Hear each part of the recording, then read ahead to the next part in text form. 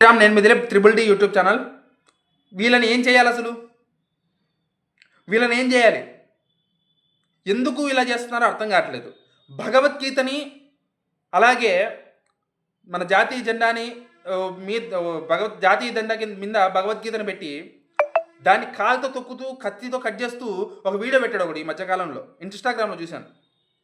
అసలు ఎందుకు ఇలా చేస్తున్నారు? మన ధర్మం మీద ఎందుకు ఇది పడుతున్నారో అర్థం కావట్లా. ఇంతలా దాడి చేస్తున్నారు మన ధర్మం మీద. ఇంత దరిద్రులు తయారయ్యారు ఈ దేశంలో.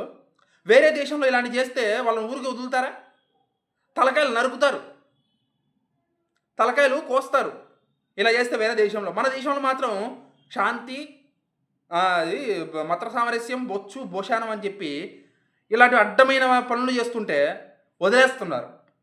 ఇంకా దరిద్రుడు రాహుల్ గాంధీ ఒకడు మాట్లాడితే ముస్లింలకు సపోర్ట్ చేస్తూ ఉంటాడు, మన దేశం పరువు తీస్తుంటాడు.